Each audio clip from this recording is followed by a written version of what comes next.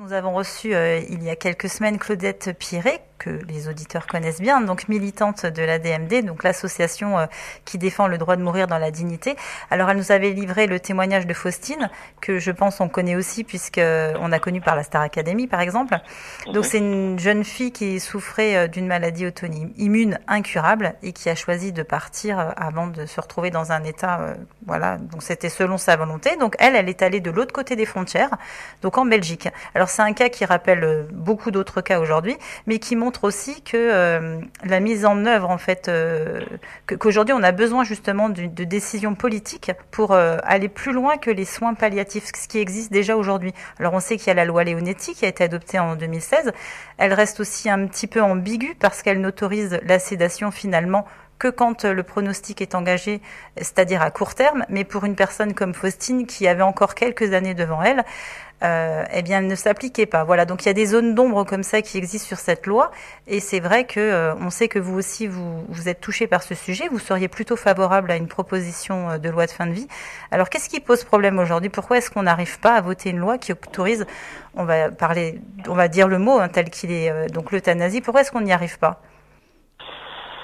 C'est un sujet qui est évidemment très très compliqué. Vous évoquiez Claudette, on l'appelle Clo, Oui. Pierret, et j'ai eu l'occasion de la rencontrer, je dirais même quasiment au lendemain de mon élection en 2017. Je pense que c'est l'une des premières personnes que j'ai rencontrées qui me faisait part de son sujet.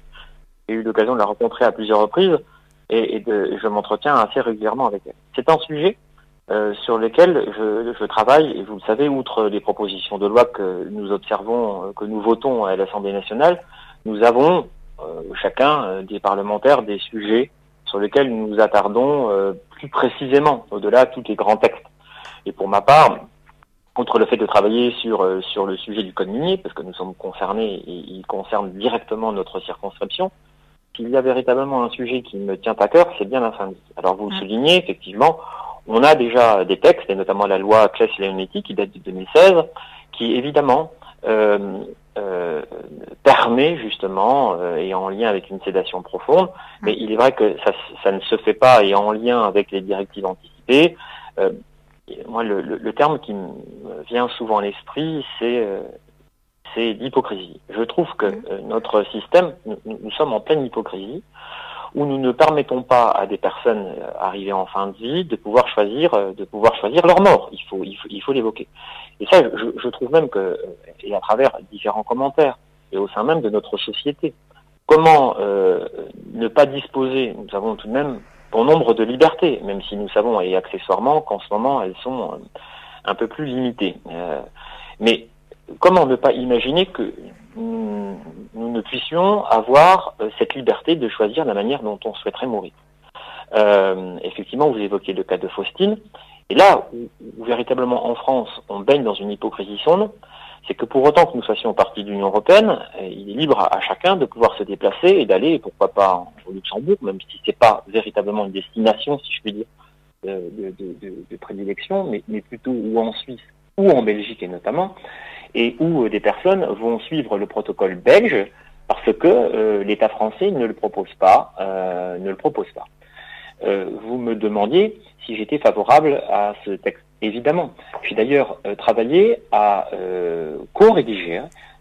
Je fais partie du groupe de travail. Je suis secrétaire du groupe de travail à l'Assemblée nationale sur la fin de vie, et j'ai co-signé une proposition de loi dressée parce qu'il n'y a qu'un seul nom.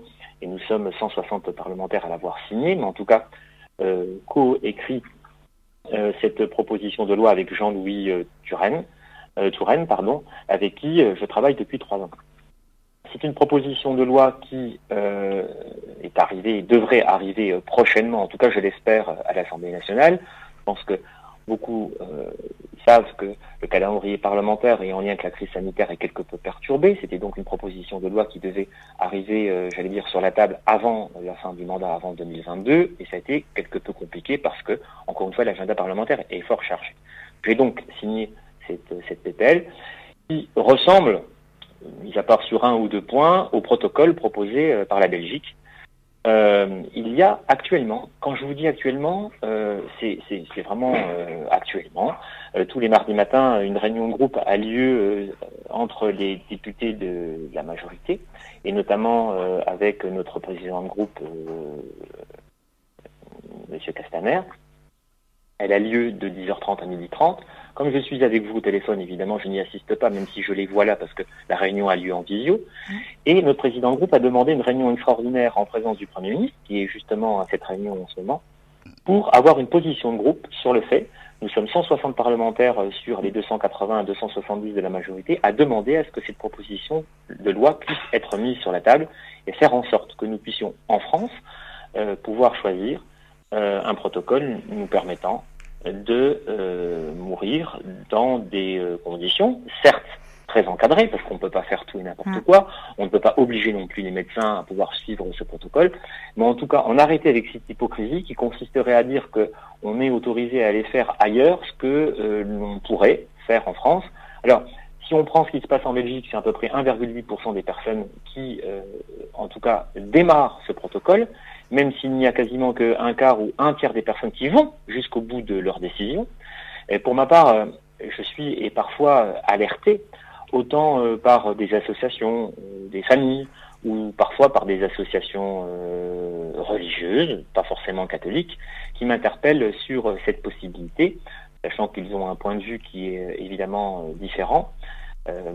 Il m'arrive très largement de répondre que c'est un droit, que nous pourrions, que nous devons, je dirais même, donner aux Français, et que, évidemment, personne ne sera obligé de suivre un tel protocole, mais il me semble en tout cas important, et de nos jours, que cette liberté puisse être donnée à des personnes malades, de pouvoir choisir le moment, l'instant, d'être entouré de telle ou telle personne, de pouvoir le faire d'ailleurs dans un cadre hospitalier, ou d'ailleurs de pouvoir le faire même chez soi.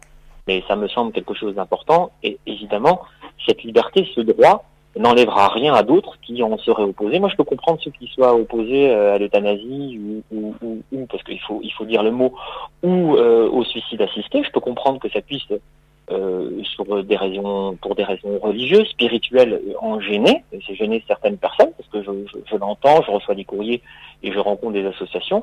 Et pour autant, moi, je les invite à réfléchir et à se dire que si pour autant, en France, nous avons cette possibilité de croire, et je la remets pas du tout en cause, et que le fait d'avoir la foi, par exemple, n'enlève rien, et c'est un droit qui est donné aux personnes en France.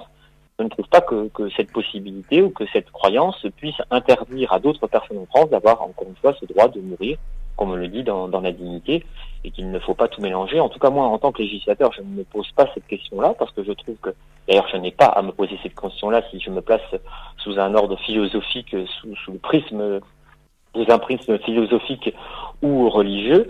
Je trouve important, en ma qualité de législateur, de faire en sorte que ce droit puisse être donné pour que les personnes puissent, encore une fois, choisir la manière dont ils souhaitent partir. Voilà, c'est ça. Donc respecter en fait le choix des personnes, leur volonté et surtout leur dignité. Alors exactement. Voilà, il y aurait encore beaucoup d'autres choses à dire, c'est vrai, mais le temps imparti, nous empêche aussi d'aller un petit peu plus loin dans cette interview. On aura l'occasion de vous recevoir sur d'autres. Une précision tout de même, si je peux me permettre. Il y a donc une proposition de loi qui arrive sur la table. Oui. Pour reprendre encore cette expression, au mois d'avril, qui est proposée par un groupe d'opposition, et notamment la PPL, la proposition de loi de M. Falorni, qui reprend quasiment l'ensemble, à peu de choses près, l'ensemble de la proposition de loi que j'ai co-signée, et qui sera donc étudiée à l'Assemblée le 18 avril. Il va sans dire que j'ai déjà préparé mes amendements et que j'entends bien amender ce texte et faire en sorte, quel que soit le fait qu'il puisse être cette PPL puisse être proposée par mon groupe majoritaire ou par un groupe d'opposition. Je pense qu'il faut faire fi, encore une fois, là, des sujets politiques et faire en sorte, quel que soit le groupe, que cette loi puisse passer, et je serai évidemment ravi de la voter, et encore une fois, quel que soit le collègue qui la proposera, de la majorité ou pas, parce que c'est une avancée pour notre pays, j'en suis convaincu. Voilà, ce sont des avancées importantes, mais c'est vrai qu'ils prennent du temps, surtout lorsque ça doit être encadré. Il faut aussi, on ne peut pas non plus faire tout et n'importe quoi, c'est un sujet qui est quand même important.